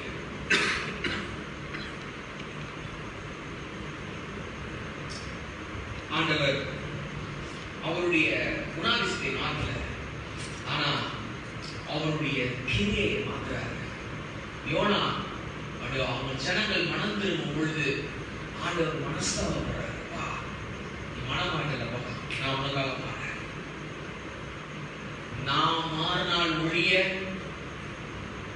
என்னை அழிக்கணும் சித்தமான அழிச்சு போட்டுறாங்க. நான் மாறுவேன், நான் மனம் திரும்பி போவேன் சொன்னால், அதாவது ரெண்டு அதாவது ஜட்ஜ்மெண்ட் முன்னாடி நிற்கும் போது ஒரு ஜட்ஜுக்கு முன்னாடி நான் குற்றவாளி இல்லைன்னா நான் குற்றம் தீர்க்கப்படுவேன். ஆமா இல்லையா? ஒரு ஜட்ஜு நான் குற்றம் நிரபராதியா இருப்பேன் என்று சொன்னால் விடுதலையாக்கப்படுவேன். இங்க மாறுறது ஜட்ஜு கிடையாது, மாறுறது நான். நீங்க நம்முடைய வாழ்க்கையில அப்படிப்பட்ட மாற்றத்தை வேண்டும், மாற்றம் வேண்டும். சொல்றாரு 6ஆம் வசனத்துல, உன் நாட்களுடைய 15 வருஷங்களை கூட்டுவேன், உனக்கு எக்ஸ்ட்ரா லீஸ் தரவா. லீஸ் வீடு தெரியுமா? எக்ஸ்ட்ரா லீஸ் 1 லட்சம் ரூபாய் கொடுத்தா ஒரு வருஷம் தருவாங்களா? 2 லட்சம் ரூபாய் 2 லட்சம் ரூபாய் கொடுத்தா நீங்க இந்த வருஷம் இருந்துக்கலாம் அப்படின்னு சொல்லும் போது கடைசியாக அந்த 3 லட்சம் 2 லட்சம் அந்த 1 வருஷம் 2 வருஷம் முடிவு வரும்போது அந்த ஓனர் வந்துருவாரு. அந்த ஓனர் சப்போஸ் அந்த 2 லட்சம் செலவு பண்ணிட்டு அவரோட 2 லட்சம் இல்லைனாக்கா பரவாயில்ல, நீங்க எக்ஸ்ட்ரா 1 வருஷம் இருந்துக்கோங்க, நான் காசு சம்பாதிக்கிறேன். ஆனவர் ஒரு லீஸ் எக்ஸ்டெண்ட் பண்றாரு. இவங்க எக்ஸ்ட்ரா 15 இயர்ஸ் கொடுக்குறாரு. எதுக்கு? ஆடி பாடவும் இல்ல, இன்னும் ஜாலியா சுத்துறதுக்கு இல்ல, இன்னும் மேன்மை அல்ல. எதுக்குன்னா உன்னையும் இந்த நகரத்தையும் அசீரியா ராஜாவின் கைக்கு தப்புவித்து என் நிமித்தம் என் தாசனாகிய தாவீது நிமித்தம் இந்த நகரத்துக்கு ஆதரவா இருக்கும்படியாக 15 வருஷம் போடுறாங்க. ஈஸியா புரிஞ்சுக்கலாமா? யா ஒரு வாக்குத்தத்தம் சொல்லி ஒரு அற்புதம் செய்யறேன், நீங்க தான் இருக்கிறது இல்ல, உன் மூலமா நகரம், உன் நகரத்தின் மூலமாக என் நாமம், என் நாமத்தின் மூலமாக என் பிள்ளையா இருக்கக்கூடிய என்னுடைய மகனா இருக்கக்கூடிய தாவீது, அவனுக்காக என்னுடைய நாமத்தின் நிமித்தம் உனக்கு அற்புதம் செய்ததன் நோக்கம் என்னவென்று சொன்னால் அசீரியன் கைக்கு உன்னை விடுதலையாக்கி தப்புவித்து ரட்சிக்க. உன்னை மாத்திரம் இல்ல, ஹோல் லேண்ட். ஒரு மனிதனுடைய ஜெபம், ஒரு மனிதனுடைய வாழ்க்கையை தேவன் செய்த அற்புதம், ஒரு தேசத்துக்கு கர்த்தர் ரட்சிப்பை கட்டளையிட்டார். தேசத்துக்கு கர்த்தர் ரட்சிப்பை கட்டளையிட்டார். நீங்களே அங்கே அழகான வார்த்தை சொல்லப்படுகிறது, உன் நாட்களுடைய பதவி சொல்லக்கூடிய உன்னை இந்த நகரத்தை அசீரியனுக்கு தப்புவித்து ஆதரவாக இருக்கும்படி. ஆனால் 32 மைனஸ் சொல்லிடுறேன், 32ஆம் அதிகாரத்துல ஆதரவாய் இருப்பேன்னு சொன்ன கர்த்தர் இவன் பெருமை நிமித்தமாக ஆதரவை எடுத்துக்கொண்டார். அப்போ நானும் நீங்களும் இந்த டெர்மினல் சிச்சுவேஷன், அதாவது இந்த மரணத்திற்கு ஏதுவான ஒரு வியாதி அல்லது யாரும் உதவி செய்யக்கூட முடியாத ஒரு சூழ்நிலை. ஐயா, ஆண்டவருடைய நோக்கம் நல்லா புரிஞ்சுக்கோங்க. ஒவ்வொரு கிறிஸ்தவனுடைய வாழ்க்கையிலும், ஒவ்வொரு தேவனால் தேவ ரத்தத்தினால் கழுவப்பட்டு ரட்சிக்கப்பட்டு ஞானஸ்நானம் அவருடைய பரிசுத்தால் அபிஷேகம் பண்ணப்பட்ட ஒவ்வொரு தேவனுடைய தேவ பிள்ளைகளுடைய வாழ்க்கையில் தேவ ராஜ்யம் கட்டப்பட வேண்டும் என்ற மிகப்பெரிய நோக்கத்தை கர்த்தர் வைத்து இருக்கிறார். இதுவரைக்கும் நம்ம அதை செய்வதற்காக என்ன ஸ்டெப் எடுத்திருக்கோம்? அசீரியாவின் கைக்கு தப்புவிக்கப்பட வேண்டும் என்று சொன்னால் நான் என்ன செஞ்சிருக்கேன்? உலகம் இந்த உலகத்திற்கு விரோதமாக உலகம் சபைக்குள்ளாய் வந்து கொண்டிருக்கிறது. உலக பிரகாரம் உலகத்திற்கு ஒத்த வேஷம் இன்று பெருகிக் கொண்டிருக்கிறது. அப்படி இருக்கும்போது தேவனுடைய ராஜ்யத்தின் புத்திரனாக, தேவ ராஜாவின் பிள்ளையாக, ராஜரீக ஆசாரிய கூட்டமாக இருக்கக்கூடிய நான் என்ன செய்து கொண்டிருக்கிறேன்? தேவனுடைய ராஜ்யத்தை கட்டிக் கொண்டிருக்கிறேனா? தேவனுடைய ராஜ்யத்தை தேடிக் கொண்டிருக்கிறேனா? தேவனுடைய ராஜ்யத்திற்கு பங்களிப்போனா இருக்கிறேனா? அல்லது கரங்களை கட்டி கொண்டு பின்னாடி பார்த்து கொண்டு கர்த்தர் ஆமா நல்ல ஆண்டு கட்டுறாரு, நல்ல ஆண்டு ராஜ்யம், நல்லா ஊழியம் நடக்குது, நல்லா இல்ல. Come on people, you are people of God. நீங்க ஆடியன்ஸ் இல்லமா, நீங்க பார்வையாளர்கள் கிடையாது. எஸ்ஐகே அவனுக்கு சும்மா உட்கார்ந்துருந்தாங்க, ஒண்ணுமே நடந்திருக்காரு. அவனுக்கு அற்புதம் நடந்திருக்காரு, அவன் மூலமா மத்தவங்களுக்கு நடந்திருக்காரு. அவன் ஜெபம் பண்றான், அவனை சுகப்படுத்துவதன் நோக்கம் அசீரியாவின் கைக்கு இவன் தப்புவிக்க வேண்டும். ஆண்டவர் திருச்சபை நிறுவுவது நோக்கம் உலகத்தினுடைய ஸ்லோகாதிபதிகள் தரிசிக்கக்கூடாதபடி மற்றவருடைய கண்களை கூடாக்கி போடுகிறார். விசுவாசத்தின் மூலமாக வெளிச்சத்தை அவர் காண்பிக்கும்படியாக வைத்திருக்கிறார். நம்ம எப்படி ஆயிட்டோம்? ஆண்டவரே ரொம்ப கஷ்டமா இருக்கு ஆண்டவரே, டிசம்பர் மாசம் வந்துச்சு ஆண்டவரே, உள்ள ஆசைப்படுவான், வைஃப் ஆசைப்படுவாங்க, கொஞ்சம் ஏதாவது கேரல்ஸ் வருது ஆண்டவரே, வாக்குதல் வர ஆண்டவரே, எப்படியாவது கொஞ்சம் லைட்டா ஏதாவது எப்படியாவது ஒரு மூலமாக வழி வாசலை திறந்து கொடுங்க ஆண்டவரே. எனக்கு என்று சொல்லுகிறேனா, என்னைக்கு திருச்சபை நான் என்கிற சுயத்தை விட்டுட்டு பிலிப்பியர் 2:2 சொல்லப்படுவது போல ஏக சிந்தை, ஏக அன்பு, ஏகமாய் ஒருமனப்படுவதாய் இருக்கிறோமோ, அன்னைக்கு தேவனுடைய ராட்சியம் கட்டப்படுவதை கண்கூடாய் பார்க்க முடியும். இவன் பார்த்தான் வாழ்க்கையில அசீரியாவிலிருந்து கர்த்தர் அதிகாரத்தில் அசீரியிலிருந்து அவன் தப்பு வைக்கப்படுகிறான். ஆனா அவன் பெருமை நிமித்த பாபிலோனுக்கு மாட்டிக்கிறான். கர்த்தர் பார்க்கிறது உண்மையா இருக்கிறார். அசீரியத்துக்கு தான் பண்றார் தப்பு வைப்ப. கர்த்தர் உண்மையான தப்பு வைத்தார். ஆண்டவர் நல்லா புரிஞ்சுக்கோங்க. ஆண்டவர் ஒரு எதிர்மறையான சூழ்நிலையை உங்களை கூட்டிக் கொண்டு போகும்போது நல்லா கவனிச்சுக்கோங்க. என்னதான் ஆண்டவர் சோதிக்கிறாரு அப்படின்னு நினைச்சுக்க வேண்டாம். ஒன்று. இரண்டாவதாக இது சோதிக்கப்பட்டாதான் ஆண்டவர் ரெட்டத்தனையும் ஆசீர்வதிப்பாரு அப்படின்னு நினைக்க வேண்டாம். நான் சோதிக்கப்பட்டாதான் ஆண்டவர் என்னது எல்லாமே நன்மைக்கு தாங்க.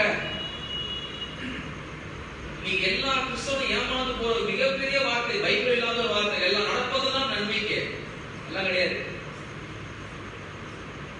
சொன்னாங்க அவங்களுக்கு யாருக்கு நன்மைக்கு வந்தவங்களுக்கு தெரியல. நான் சொல்றேன், யாருக்கு நன்மைக்கு நடக்கும்? சகோதரர் சொல்ல பார்க்கலாம், யாருக்கு சகலவும் நன்மைக்கு தான் நடக்கும்?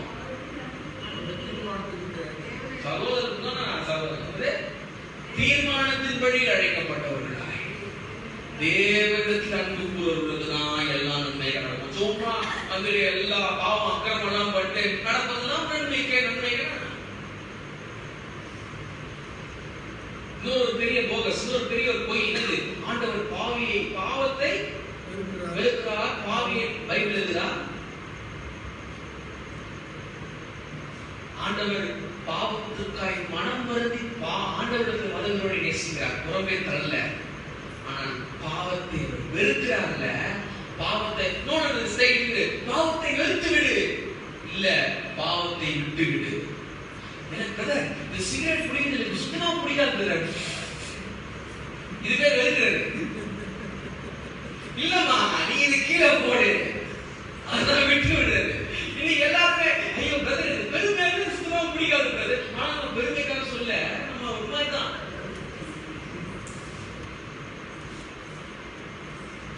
பொய் சொன்னா சுத்தமா பிடிக்காது.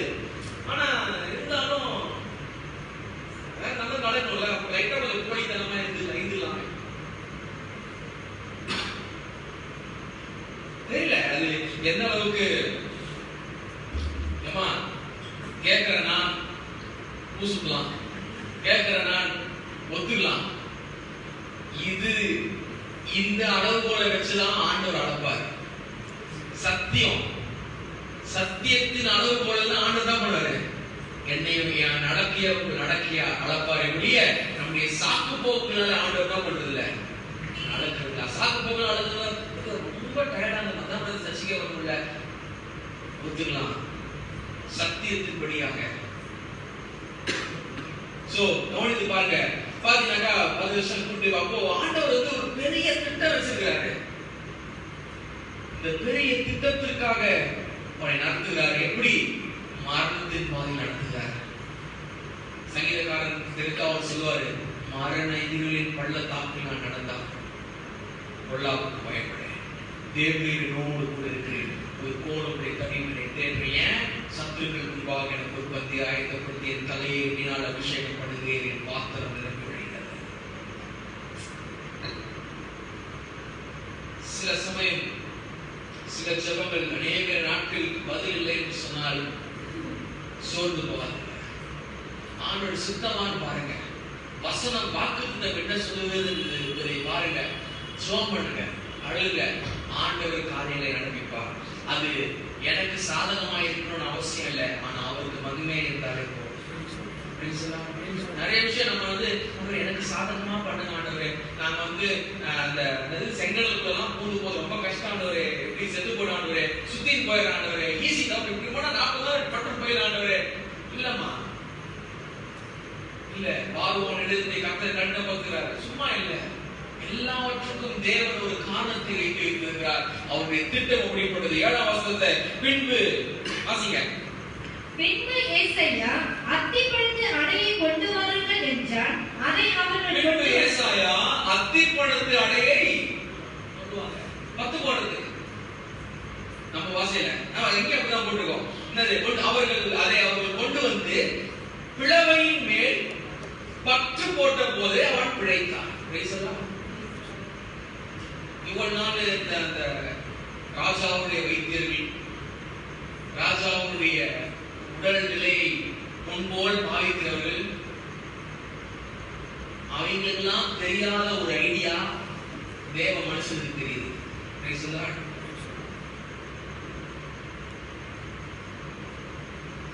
எங்கெல்லாம் ஞாபகம் இருக்கு, நான் ரொம்ப சின்ன வயசுல இருக்கும்போதெல்லாம் சர்ச்சுக்கு வந்துட்டு ஹாஸ்பிட்டல் போவோம். பிரசவம் சர்ச்சுக்கு வந்துட்டு ஹாஸ்பிட்டல் போவோம். உடம்புல ஏதாவது ஆபரேஷன் பண்ற பார்த்தா சர்ச்சுக்கு வந்துட்டு ஹாஸ்பிட்டல் போவோம். இப்போ வேற ஸ்டேட் பாஸ்டர் இந்த மாதிரி ஏதாவது ஹாஸ்பிட்டல் பேசுவோம்ல, டக்கு மரப்படி ஹாஸ்பிட்டல் பேசுவாங்க. அப்போலோ பாஸ்டர் நம்ம ட்ரீட் பேசுறது அப்போலோ தான் பாஸ்டர் இருக்கிறேன், நீ வரணும் பாஸ்டர், தெரியும் இதெல்லாம் வந்துருவாரு, நீங்க வரணும் பாஸ்டர், நீங்க கஷ்டப்படுறாங்க, நீங்க அங்க இருந்து ஜாப் பண்ணிக்கணும். ஐயா, அங்க இருந்த டாக்டர்ஸ்க்கு தெரியாத ஒரு வைத்தியம் தேவ ஊழியருக்கு தேவ தீர்க்கதரிசி இருந்துச்சு. பாக்தியாகி நண்பர்ந்து நீங்க கவனித்து பாத்தீங்கன்னா அவனுக்கு கட்டி வீக்கமடைகிற வெடிப்பு எல்லா வியாதினா நீங்க எப்படி வேணா வச்சுக்கோங்க. ஆனா அந்த புலவை மேலே இந்த தேவனுடைய மனிதனுக்கு வார்த்தையின் பிரகாரமாக 10 போட்ட போது அவனுக்கு சுகம் இல்ல, அவன் பிழைச்சான். வெறும் சுகத்தை மாத்திரம் தரல, அவனுக்கு ஜீவனை கர்த்தர் தருகிறார். இந்த மனிதன் ராஜா தானே, அதுதான் இல்ல பாரு, ராஜாவா இருந்தது நானும் அவ்வளவுதாங்க போவேன், நானும் அந்த கவர்மெண்ட் ஹாஸ்பிட்டல் போக மாட்டேன். எப்ப இல்லம்மா நீ வந்து சர்ச்சைக்கு வாங்க ஃபர்ஸ்ட். ஒரு கூட்டம் சொல்லுது மெடிசன் எடுக்கக்கூடாது, மெடிசன் வந்து ரொம்ப என்னது தப்பு, மெடிசன் எடுக்கிறவங்க விசுவாசமே கிடையாது ஒரு கூட்டம் சொல்லுது. ஆனா நல்லா கவனித்துக் கொள்ளுங்க, இப்போ இவங்க போடுறது மெடிசனா மெடிசன் இல்லையா? அவங்க மெடிசன் எடுக்கக்கூடாது, எஸ்ஐ அப்படி 12 வருஷம் கூட இருப்பாரு. ஏமா ஆண்டவரால் உண்டாக்கப்படாத எந்த ஒரு மெடிசனும் இந்த பூமியில கிடையவே கிடையாது. நீங்க எடுக்கிறீங்க கால்பாடு டோலோ 650, அதுக்கு கூட ஆண்டவர் மனுஷனுக்கு மூளை இருந்தாலும் அது ஆண்டவர் வந்து அதுக்கேற்ற தாவரங்களை கற்று தர வேண்டும், கெமிக்கல்ஸ் ஆண்டவர் தரணும், அதுக்கேற்ற கீரைகளை அல்லது பிளான்ஸ் ஆண்டவர் தரணும். ஆண்டவரால் சிருஷ்டிக்கப்பட முடியாத ஒரு வைத்தியம் இந்த உலகத்திலே கிடையவே கிடையாது. சித்தாவாகணும் ஆயுர்வேதம்னா அது என்ன நிறைய வைத்தியம் இருக்கு. சித்தா, ஆயுர்வேதம், இங்கிலீஷ் மருத்துவம், தமிழ் மருத்துவம், தெலுங்கு மருத்துவம் அதெல்லாம் தெரியாது. ஆனா எந்த மருத்துவமானாலும் சரி மருத்துவர் அவர்தான். என்ன மருத்துவர்? பரம மருத்துவர். அவர் சொல்லணும், எப்பா நீங்க நிறைய பேர் நம்ம பார்த்தா அட்வைஸ் பண்ண ஆரம்பிச்சாங்க, நீங்க வந்து ஏன் கறிவேப்பிலை சாப்பிடக்கூடாது, கறிவேப்பிலை பிடிக்காது, இல்ல சாப்பிட்டீங்கன்னா முடி கருப்ப நான் தேவையில்லை, என்ன முடி வெள்ளையாக என்ன பண்ண போற சொல்லு, மனசாட்சி சொல்ல சொல்ல இந்த தலையில இருக்க முடி வெள்ளையாக என்ன பண்ண போற சொல்லுங்க, என்ன பண்ண போற? தாடி வெள்ள முடியுது, தாடி வெள்ள முடி வெள்ளையாயிடுச்சு, கருப்பாயிட்டு என்ன பண்ண போற? ஒன்றும் பண்ண போறது இல்லை, அது பாட்டு அது இருக்க போகுது, நான் பாட்டு நான் இருக்க போறேன். எல்லாம் அதுக்காக சரியத்தை வேணாம் இருக்கு சொல்ல, அதுக்காக சாக்கிரதையா இருக்கு சொல்றாரு. எல்லாம் மெடிசனும், ஆனா நல்லா கவனிச்சுங்க, ஆண்டவர் மெடிசனுக்கு காரணமா இருக்கிறாரு. ஃபர்ஸ்ட் ஜாப் பண்ணிட்டு ஆண்டவரோட ஒப்புரவாயிட்டு ஆண்டவரோட சேர்ந்துட்டு ஆண்டவரோட பாவங்களுக்கு இன்னொரு பண்ணிட்டு அதுக்கப்புறமா மெடிசன் போட பழகிக்கோங்க. மெடிசன் போட்டு ஆண்டவரே இந்த மாத்திரையை நான் போட்டுக்கிறேன், ஆண்டவரே ஃபர்ஸ்ட் ஆண்டவரே நீங்க தான் இந்த நான் டாக்டர் எங்கேயோ போனேன், நீங்க தான் வைத்தியர், மேல விசுவாசத்தை வச்சு நான் சாப்பிடுறேன், என்னை சுகப்படுத்துங்க. ஏன்னா ஆண்டவர் இல்லாமல், தேவனுக்கு மகிமை இல்லாமல் நான் செய்யற எந்த காரியமும் என்னது தப்பு, பாவம். விசுவாசத்தால் வராத எதுவுமே என்னது பாவம். அப்ப நான் விசுவாசம் இல்லாம என்னத்த ஆண்டவர் ஆக்சுவலி உடம்பு ரொம்ப நல்லா அழகாக படைத்திருக்கிறார். ஜுரம் வருது, ஜுரம் வந்தா எல்லாருக்கும் ஜுரம் வருது. ஏன் ஜுரம் வருது? அது வருதுங்க. ஏன் வருதுன்னு சொல்லிட்டா வருது, அது சொல்லாம வந்துருது. ஜுரம் ஏன் வருது? உடம்புல தேவையில்லாத ஏதோ ஒரு என் உடம்பை கெடுக்கக்கூடிய ஏதோ ஒரு பாக்டீரியாவோ வைரஸ் என்ன பண்ணுது, என் உடம்புக்குள்ள வருது. அதை தணிக்கும்படியாக என் உடம்புல இருக்க WBC ஒயிட் பிளட் செல் என்ன பண்ணுது, வெள்ளை அணுக்கள் என்ன பண்ணுது, என் உடம்புல இருக்க அந்த கிருமியை அழிக்கும்படியாக என் உடம்பு என்ன பண்ணுது, சூடாக்குது. ஆனா நம்ம என்ன பண்றோம், அந்த சூட்டை தணிக்கணும்னு சொல்லிட்டு போறது, கால்வால் போடுறது, தலையில அந்த என்னது தண்ணிய போடுறது, ஜுரம் லைட்டா தொண்ணூத்தி எட்டுமா 98.4 இருக்கும். 98.4 இருக்குல்ல, 98.6 ஐயோ ஜுரம் உடனே என்ன பண்ண கால்வால் ரெண்டா கொடுங்க, ஒண்ணுமே ஆகாது. தானா போவோம். ஏன்னா ஆண்டவர் தான் வச்சிருக்காரு ஒயிட் பிளட் செல். எதுக்கு வச்சிருக்காரு? என் உள்ள வந்த தேவையில்லாத கிருமியை அழிக்கும்படியாக. ஆனா நம்ம அதே தெரியாது. நம்ம என்ன பண்ணுவோம், ஆண்டவரை விசாரியாம டாக்டர் கிட்ட போவோம். டாக்டர் என்ன சொல்லணும், டாக்டர் தலை வலிக்குது, வாமிட்டிங் வர மாதிரி இருக்குது, தலை வாந்தி வர மாதிரி ஃபீலிங் இருக்குது, சாப்பாடு வாய் கசக்குது அப்படின்னு சொல்லி நாம சொல்லுவாரு, எப்பா இது ஜுரம் பண்ணும். நம்ம போய் டாக்டர் எனக்கு ஜுரம் அடிக்குது, அனைவா நெருப்பா இருக்குன்னு நினைக்கிறேன். நிறைய ஐயோ நான் போயெல்லாம் சொல்ல, உண்மையா சொல்ல, டாக்டர் கிட்ட போயிட்டு டாக்டர் தலை சொல்ல அனைவா லோ பிபியா இருக்குன்னு நினைக்கிறேன்.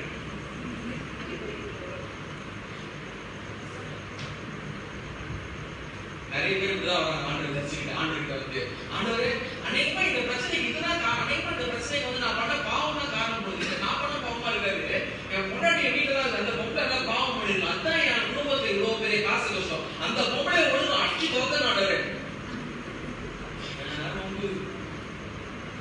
இவன் என் குடும்பத்துல இந்த பெரிய ஓட்டையே இந்த புள்ளதான், இவன் மூலியமா என்ன பண்ணுது, ஆண்டு ஆசீர்வாதம் என்ன பண்ணுது, கீழே ஊத்துது. இல்ல ஆண்டவருடைய கேள்வி, ஆண்டவரே குடும்பத்துல இருக்கிற பொத்தலான பை எது ஆண்டு கர்த்தர் வெளிப்படுத்துவார்.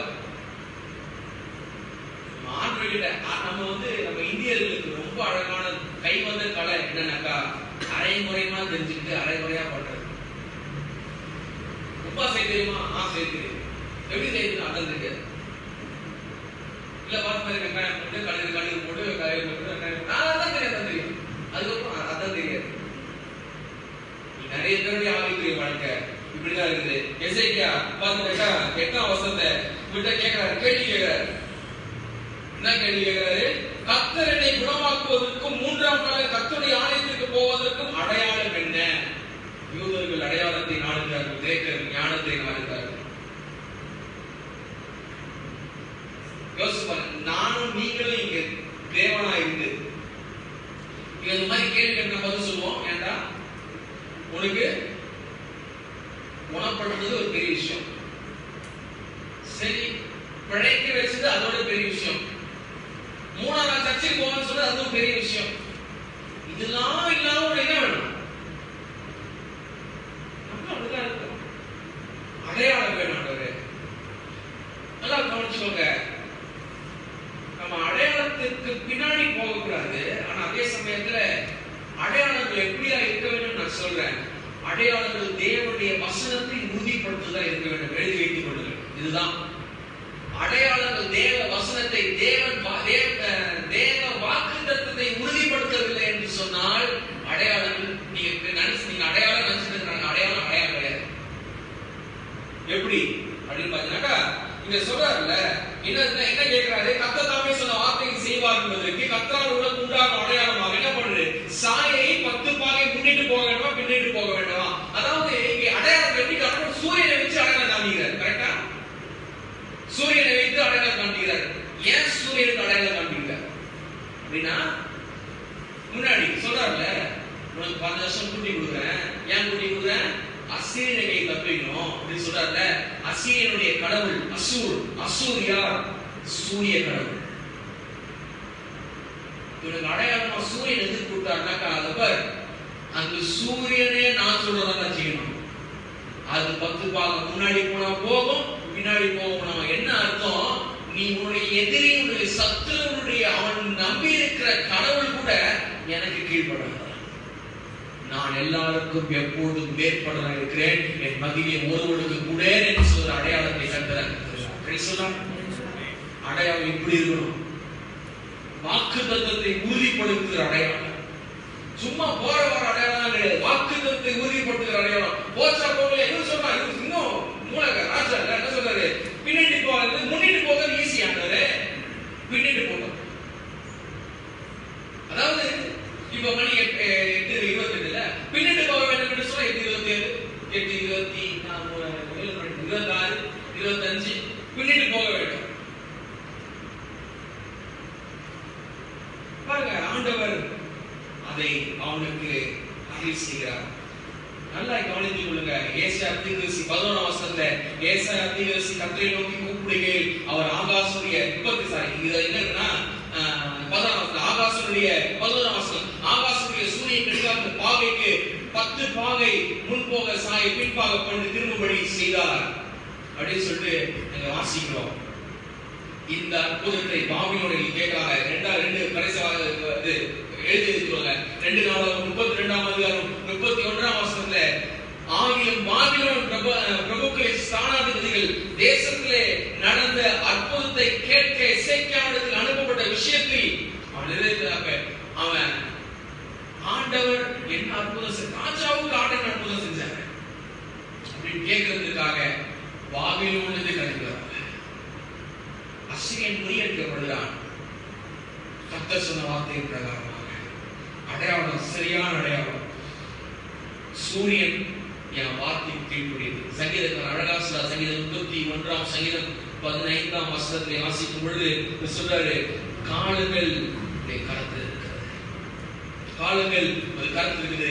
என் சத்துக்களின் கைக்கும் என்னை துன்பப்படுவது கைக்கும் என்னை தப்பு முழங்கால் புரிவோம். ஆண்டவர் நம்முடைய வாழ்க்கையிலே உங்களுடைய வாழ்க்கையிலே ஒரு ராஜரீக தேவனுடைய ராஜ்யத்திற்கு ஏற்ற ஒரு நோக்கத்தை வைத்திருக்கிறார். பிரியமானவர்களே, இப்பொழுது இருக்கிற சூழ்நிலைகள் மாறிப்போம். இப்பொழுது இருக்கிற கஷ்டமோ கண்ணீரோ அது மாறிப்போம். ஆனால் மாறி போவது முன்பாக நல்லா கவனித்துக் கொள்ளுங்க.